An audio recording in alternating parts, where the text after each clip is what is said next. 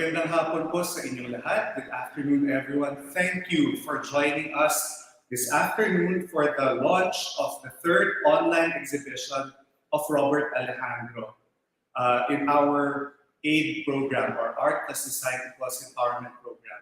Last year, we have launched our AID program with three guest artists, BBBD, who was focused on her community of farmers' wives in Bicol, Melissa Yuria, who was helping our indigenous weavers, and of course, Kuya Robert Alejandro, who has been focused on the Filipino children for the longest time. This year, we are launching the second cycle of AID with Robert Alejandro's third online exhibition. So this afternoon, we are going to launch the online exhibition for the benefit of ATD Fourth World Philippines, or All Together in Dignity Fourth World Philippines, an NGO which focuses on children in depressed areas and disadvantaged areas. So without further ado, I'd like to welcome Kuya Robert Alejandro and ATD's Board of Directors, ATD International, Sir Raymond De Jesus, who will also be joining us. Magandang hapon, Kuya Robert. Magandang hapon, Sir Raymond. Kuya Robert, you have the floor. Good afternoon, Ricky. And good afternoon, everyone watching at Facebook Live. Thank you for watching this afternoon. And thank you for doing this, Ricky. Thank you for doing this to your whole team. Maraming salamat. The pleasure is ours, Kuya Robert. Always. Thank you. I want to introduce to everyone a good friend of mine, Raymond. Raymond De Jesus is a board member of the ATD International Board, ATD Fourth World. Raymond, say hello to everybody. I'm so honored to introduce to you to everybody else. Thank you, Robert, and Ricky. Good afternoon, also, and it's good to be part of this partnership, and I think we are happy and also hoping for a success of this arts exhibition of yours, dear Robert. Yeah, probably. Let me allow you probably to introduce ATD, Fort Worth Philippines, and on behalf of ATD Fort Worth Philippines, we would like to congratulate you again, Kuya Robert, with this Arts for All online exhibition launch. And we also would like to extend our appreciation to Ricky and team and to Fundacion Sansó with the partnership. This is I think would go a long way. And allow me some time probably to introduce ATD with you. So ATD Fort Worth Philippines is an organization that was established in 1987, very long time ago. But consists of different volunteers, friends of me and Kuya Robert, and we also have facilitators and community members from different locations. And ATD works closely with different community members from, let's say, Manila North Cemetery, Paco, Pandacan, and we also have some resettlement areas outside of Manila in Bulacan and Laguna, which we provide supports and do activities such as ang Galing Literacy Program, street libraries, Festival of Learning, which Queer Over has always been there to support the program. Savings Program, 4 rooms. We also have community projects and October 17 commemoration, which happens every year. And I think just a little note for Kuya Robert, as widely known by the members of the ATD communities as friends and volunteers, he always have been sharing his talents and works in many ways and in many different activities and programs that is being done in different communities that ATD is supporting. And for me personally, his Arts for All resonates in one of the missions of ATD, which is leaving no one behind by building knowledge and accessing education for all because everybody and everyone mind is counted. And every mind counts for every one of us.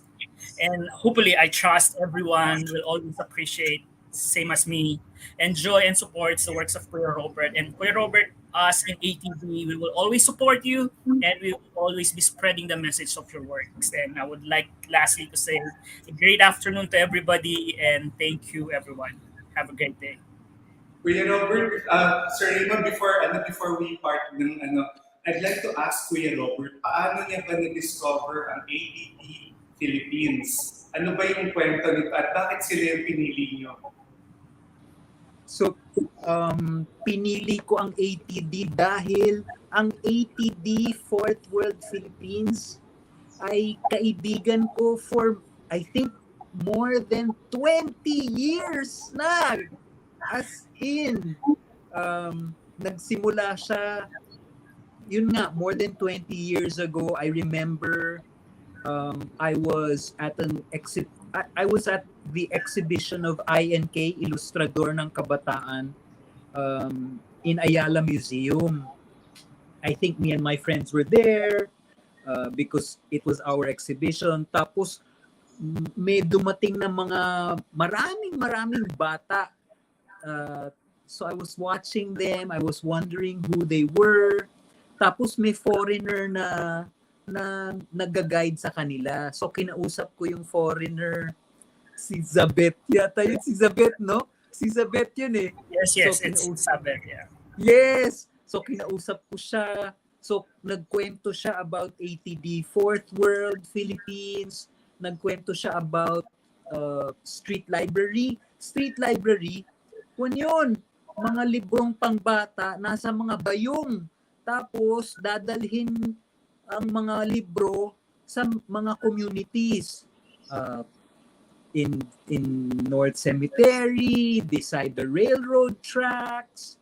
Sabi ko, this is so interesting, especially as a children's book illustrator.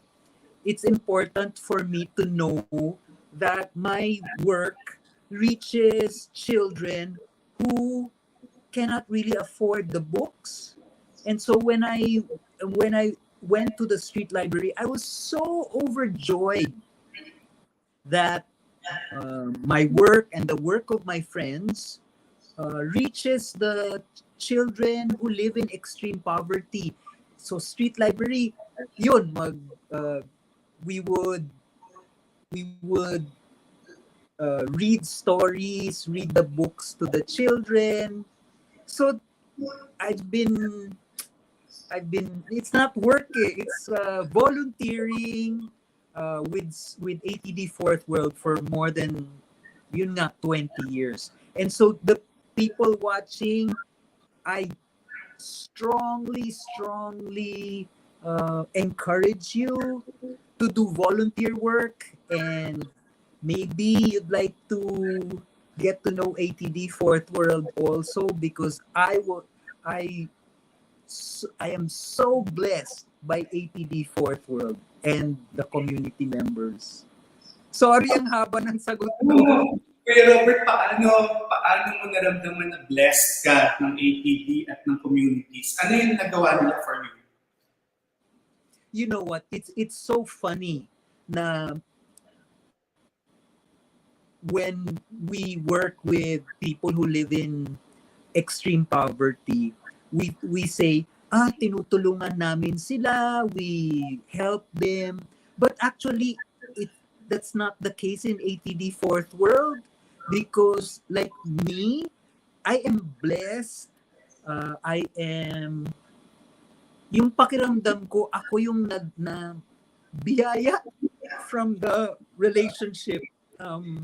I learn from them. The friendship is amazing. It's authentic. So the people I've met there and made friends there are friends for life. Obviously, when I started to know them, mga bata pa sila. Ngayon, mga lolo't lola na yata sila eh. At ano naman yung changes na nadala, nakita mo, Kuya Robert, sa buhay ng mga bata na to? Ano yung nadala ng ATD for Rural Philippines? That's a really good question, Ricky. Because ATD Fourth World, parang yung saying nila is uh, parang fighting extreme poverty. Yeah. But the funny thing is, ATD Fourth World, we don't we don't give away uh, computers, we don't give away education. Parang the most that we give is our friendship, and I guess what we give is the dignity of the person in the communities. Meaning, hindi sila invisible. The community members are not invisible because it's a real relationship we have with them. Um, and so, with that dignity, it's amazing, Ricky, the dignity that you give uh, people. That is the foundation where they build their lives, and it does have yung parang an effect on their lives and the issue of extreme poverty. Parang dahil kasi a lot of times yung the problem with people who live in extreme poverties, yun nga, yung pagpapahalaga sa sarili, yung dignidad, uh, pero kapag yung yung trato is with dignity, they build on that, they have that confidence, and then they work out their lives with that. Maybe Raymond, you can say something. I'm doing such a bad job No, actually no, no. of It was explaining. all what you're saying, Kuya Robert, is yeah, I'm aligned with it. Totally true. I think that's how ATD works with the communities. I think you have to explain it better. Sir Raymond, di ba po nakikipagkapwa kayo bilang kaibigan ng ATD ng mahigit 10 taon na? Paano po kayo nagsimula at paano po kayo pag-apply sa ATD bilang isang friend of ATD? Yeah. I think you really don't apply. You know, it's just a matter of as you know about ATT, just let us know. You are always welcome to go with all the programs and activities that we have, and then we will allow you to experience and observe, and also join the activities. And mostly it's arts and crafts activities, and to be able to get to know the communities and the families that the ATD is supporting. I think that's where all of the experience that Kuya Robert has mentioned, you will be able to see those and experience those when you allow yourself to go to the community. Sir Raymond, ngayon pa lang, binubukas po namin ang aming museum sa mga bata niyo. Thank you, thank you. Ayan, so we're going to have the online launch in a few minutes. Sir Robert, Kuya Robert, can you tell us about your collection of artworks para sa exhibit na to? What makes this different from last time? Ano yung mga special things na kailangan namin malaman tungkol sa exhibit ngayon? Thank you, Ricky. So, yung exhibition ko ngayon, Art for All 3, parang tatlo ang klase. There are 3 kinds. The first one is parang botanicals again, but they're colored now. Last year they were black and white. Now it's colored. I I think it's still a modern take on botanicals because it's very rough, and they're inspired by the Father Blanco's botanicals. The second collection are drawings of jeepneys. Um, years ago, parang the only exhibition I had was a series of jeepney drawings as well, but they were smaller. This time it's a lot bigger. And then the third collection are abstracts. This is the first time I'm doing abstracts. I'm so glad I did it because I'm so happy with what came out. Um, the reason why I did the abstract was because probably it's because of my health condition. Parang with my health condition, sabi ko, parang I'm throwing out all my parang preconditioned ideas of who Robert Alejandro is, and parang with a clean slate, what do I want to do without Robert Alejandro's past, and this is what I came out with. Alam mo, Robert, sobrang excited ako sa exhibit niyo. Pero dun sa abstracts, may na-realize din ako eh. Nakita ko yung design mo para sa Ayala Museum. Nung first time kong pumasok sa Ayala Museum, 1999, merong tinatawag na Ayala Museum Shop at ikaw yung gumawa ng logo at saka itsura niya. Ang colors ng logo ay black, red, at ang sulat ay white. At yun yung nakikita ko ngayon sa abstracts na na ginawa mo. So nakakatuwa na kahit na wala ng preconceived notion of Robert Alejandro, may mga essential elements pa rin ni Robert Alejandro dun sa pinakabago mong gawa ng abstracts.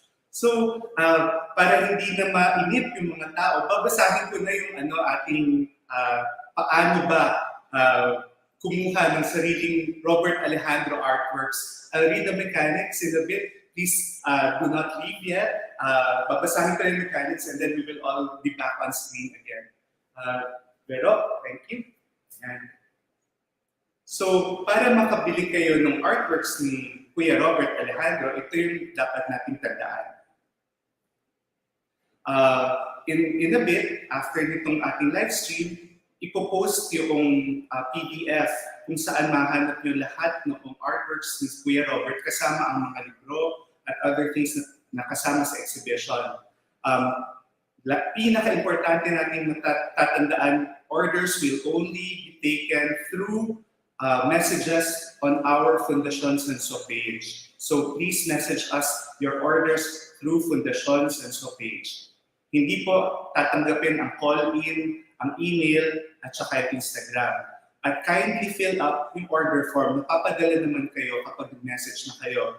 Ang tatandaan nyo lang po, yung number ng artwork title, yung quantity, yung full name ninyo, mobile number ninyo, delivery address nyo, kung merong lalamove or grab pin address or nearest landmark, dapat nakalagay, at ang delivery method, sasabihin nyo kung kayo po ba ang mag-pick up, or merong courier to be booked by client, or kami ang magpapadala sa inyo, at saka special notes and instructions para matanggap nyo yung artwork.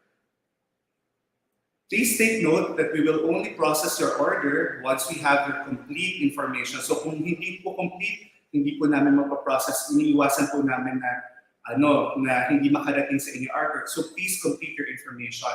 Orders via telephone call, text messages, Viber will not be entertained.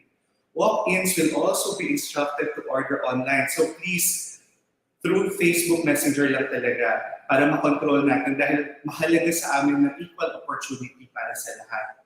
Purchases will be limited to 5 items per person for items like books and posters worth 5,000 and below para naman magka-chance yung iba na magkaroon din sila ng Robert Alejandro. At next, we will only accommodate shipping within the Philippines. Please wait for our confirmatory message with your billing invoice. Billing invoices will be released within Fundacion such as business hours from Monday to Friday, 10 a.m. to 3 p.m. So please wag po kayo maiinit. Please give us a little time dahil alam niyo po napakaraming gustong makakuha ng Robert Alejandro artwork. So we release within 10 a.m. to 3 p.m. yung billing invoice. After you get the invoice, please pay the full amount due within 24 hours of the release of billing. If you have not paid within this specific period, your order will be cancelled in favor of the other person na nag-reserve noon. Payment methods will be through deposit, through Security Bank, or through Union Bank, or also for items that are 5,000 and below, pwede po ang GCash. Huwag po kayo magtaka kung pangalan ng tao ang nandyan, sa staff po namin ito. Pero well accounted for naman po. After that, please send us a proof of payment screenshot po or photograph of nung fund transfer or deposit slip and confirm your pickup and delivery arrangement with us. Please remember that pickup is by appointment only, shipping and delivery charges are care of the client, and delivery is within 3 to 5 working days. Sarado po kami ng Sundays, kaya hindi po counted dyan. 3 to 5 working days sa Metro Manila at 7 to 10 working days naman po sa provincial areas. Yung jeepney series po at yung abstracts ay medyo malaki. So papakita ko po sa inyo mamaya kung gaano sila kalaki. Kaya sa Metro Manila lang po yung aming mag-guarantee na maipapadala namin. As per usual procedure for online sales transactions, a photo of your purchased artwork will be sent to you to verify the condition and the quality of the item. So bago namin ipadala sa inyo, pipicture namin ito para makita ninyo yung condition at kung tama pa yung merchandise at kung okay na sa inyo, tsaka lang po namin gagawin yung pagpapadala. Fundacion Sansó will also send a photo of your official receipt to confirm your purchase. The original copy of the OR will be enclosed with your artwork, along with the certificate of authenticity.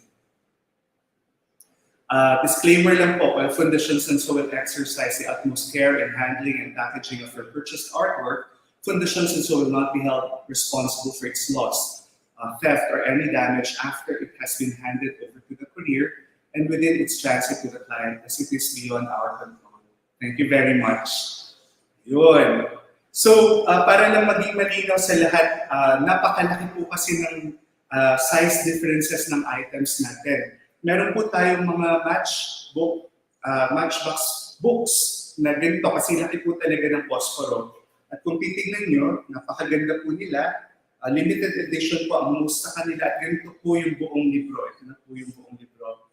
At nandito naman si Kuya Chris para ipakita sa atin kung ano yung itsura ng abstract. Yung abstract po at saka yung jeepney series ay magkasing laki at gawa sa makapal na papel kaya hindi po namin siya pwedeng i-roll ng basta-basta at medyo mahirap din siya ipadala through LBC. Hindi ko siya tinatanggap ng LBC kaya. Kuya Chris, pakita natin.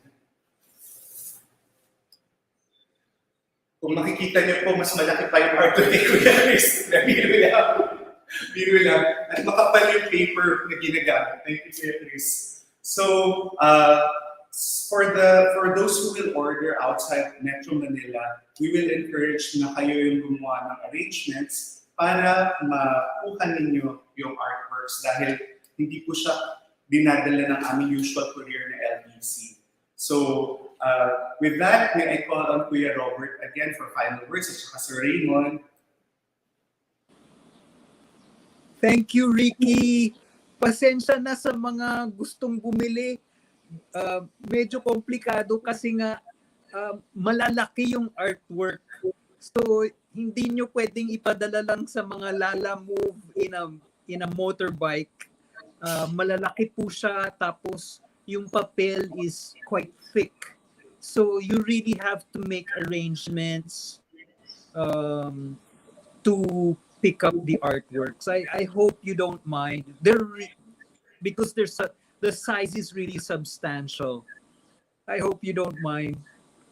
I wouldn't. I will really make sure that I'll get one of this. Thank you. Sir Raymond, baka po meron kayong final words before we launch the online exhibition. Yeah, I think just a quick one. I would like to thank again Kuya Robert from the Sansó with this partnership, and I pray that everything will be smooth and it will be a successful exhibition. Thank you once again. Thank you, Sir Robert. Thank you, Kuya Robert, and thank you, Sir Raymond. Like last year, this will be a success, and we thank everyone, and we hope you will support this activity because it will also support ATD Fourth World Philippines and all their beneficiaries. So Kuya Robert, Sir Raymond, maraming salamat. Everyone else, ito na po ang link. Pakiclick nyo na lang yung PDF. Thank you! Congrats, Sir Kuya Robert!